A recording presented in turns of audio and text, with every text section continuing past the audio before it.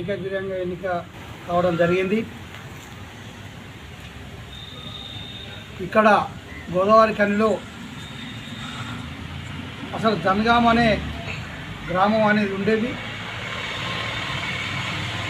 ఇక్కడ Singareni college workers union, భారత communist party Janagama ఎన్నికలలో మొత్తం వార్డు మెంబర్లు సర్పంచ్ గెలిచి కమ్యూనిస్ట్ పార్టీ యొక్క కార్మిక వర్గమంతా ఈ గోదావరి పట్టణాన్ని కమ్యూనిస్ట్ పార్టీ పోరాటాల ద్వారానే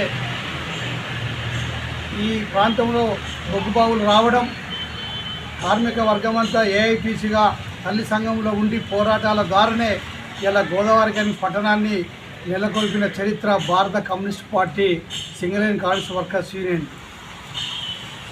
కాకపోతే రాను రాను కొన్ని పార్టీలు రావడం, కొంత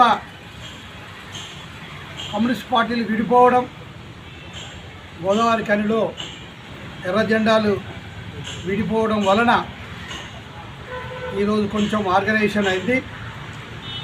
ఇప్పటికీ గోదావరి ఖనిలో ప్రతి ఒక్క నగర్కు, ప్రతి ఒక్క శాఖలో కమ్యూనిస్ట్ పార్టీ సభ్యులు ఉన్నారు. ఇవాళ 50 డివిజన్లలో మేము ప్రతిష్టంగానే ఉన్నాం.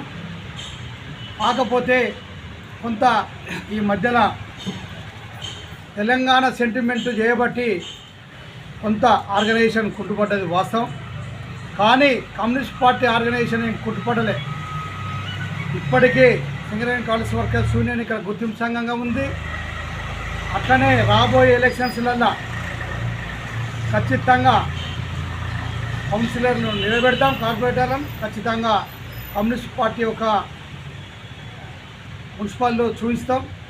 కాబట్టి ఈ రోజున మహాసభ ఏకగ్రీవంగా జరగడం, యూనియన్ పార్టీ సమిష్టిగా నిర్ణయం కొరకే ఇలా జరిగింది ఎన్నిక.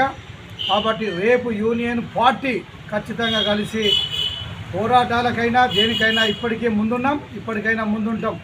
ఇలా గోదావరి పట్టణంలో పోరాటాలు చేయాలన్నా, సమస్యలు పరిష్కరించాలన్నా, ఏ దానికైనా ముందుండి పోరాటం చేసే శక్తి భారత కమ్యూనిస్ట్ పార్టీకే ఈ దేశంలో, ఈ రాష్ట్రంలో ఉన్నది.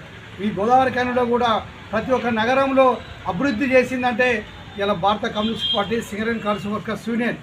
ఇలా ప్రజలందరికీ తెలుసు. కాకపోతే ఏంటంటే మిత్రపక్షమని ఆ పక్షమని కొంత సీట్లు తక్కువ వేయడం, వీళ్ళు ఎట్లాగో అధికారంలోకి రారన్న ఉద్దేశంతో కొంత ప్రజలలో ఉంది.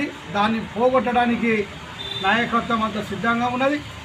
ఈ రోజున ఈ ఎన్నిక అయినాక, పూర్తి స్థాయిలో ఎన్నిక అయినాక బస్తీ బాట బట్టి ప్రజలను చైతన్యం చేసి, కార్మికులను చైతన్యం చేసి రేపు రాబోయే కాలంలో పూర్వ వైభవం భారత కమ్యూనిస్ట్ పార్టీని తీసుకొస్తామని చెప్పి సందర్భంగా తెలియజేస్తుంది.